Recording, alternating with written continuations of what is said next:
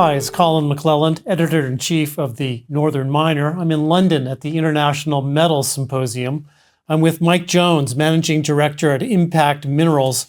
Mike is flown in from Broken Hill project in Australia, 143-year history, sometimes called Broken Dreams. You've had some help from BHP. Take me through some of the points there. Yeah, certainly. So our Broken Hill project in Eastern Australia surrounds one of the world's greatest mines, and that's the Broken Hill mine.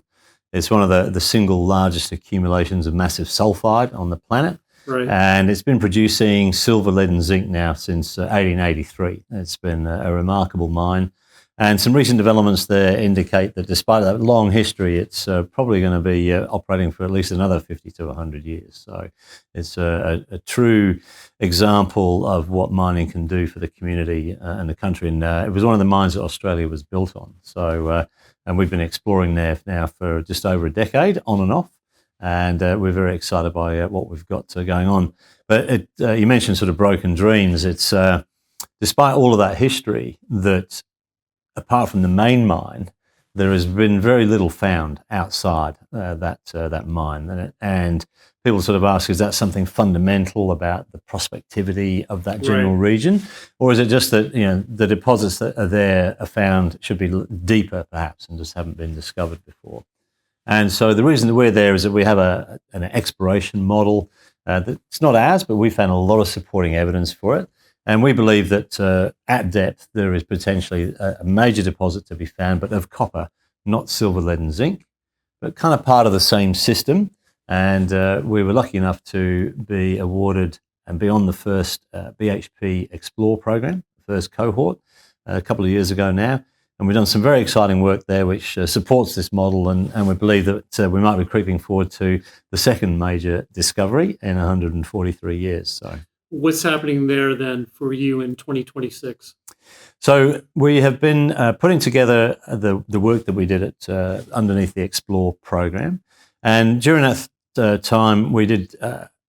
And I'll take a step back. It's worth talking about the Xplor program. It's basically a grant that BHP give junior companies to help explore and accelerate the exploration on your projects, with a view to perhaps doing a joint venture or something like that further down the track. So they gave us the money. We spent every cent of it, and because we had a lot of work that we wanted to do, but we couldn't get support from any of the other major companies. And BHP liked the concept because of the scale and size of the potential copper discovery that was on offer. So since the end of the program, we were still collecting data. You know, we've collected more ground. We've established ourselves as the largest ground holder in the region. We've done some ground geophysics and got some very interesting structures and anomalies that we want to follow up on. And very importantly, we had the time and the money to go out and just do mapping, just go and take samples over particular rocks that, as it turns out, has really supported our model. And we believe that one of the anomalies that we're working on at the moment could deliver that major discovery on the back of all that work. That's fantastic. Now, turning to another project, this is your main project, the Lake Hope High Purity Aluminum Project. Could be worth billions after $250,000 in drilling. Tell me about that. That's right. If Impact's known for anything, it's innovative thinking, hence us getting on the Xplor program. But we also own 80% of a very intriguing world-class project for high purity alumina in Western Australia. And for people who don't know, HPA is used in many of the emerging technologies. It's used in every LED that we see, in lights, in equipment, sapphire glass for your mobile devices. It's used increasingly in the semiconductor industry for heat dissipation, and also to help polish the particles that go into semiconductors, silicon carbide.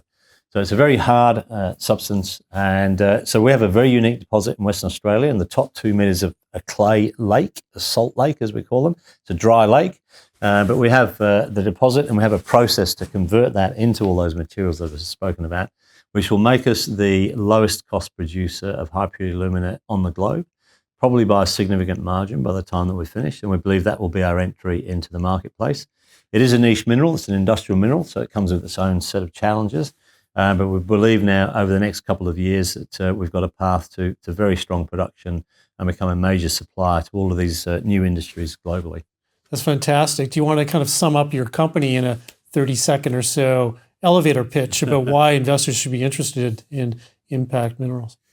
So we're at a conference where the world-famous Pierre Lassonde is here, and he's known also for the Lassonde curve, which is where the share price of junior companies goes up during the exploration phase, and we go into the trough of development, as it's called. We're in that trough of development right now with our high-purity alumina project. We believe we've got a very strong way out of that trough over the next 2 years as we get towards production in HPA. But let's be frank, it's not the sexiest thing in the marketplace. And so we're adding a bit of exploration sizzle to the thing by moving forward with our Broken Hill project. And we can look forward to news flow on both of those early in the new year. That's fantastic. Mike Jones, Dr. Mike Jones, Managing Director of Impact Minerals. Thanks for chatting with us today in London at the International Metal Symposium. I'm Colin McClelland, Editor-in-Chief of the Northern Miner.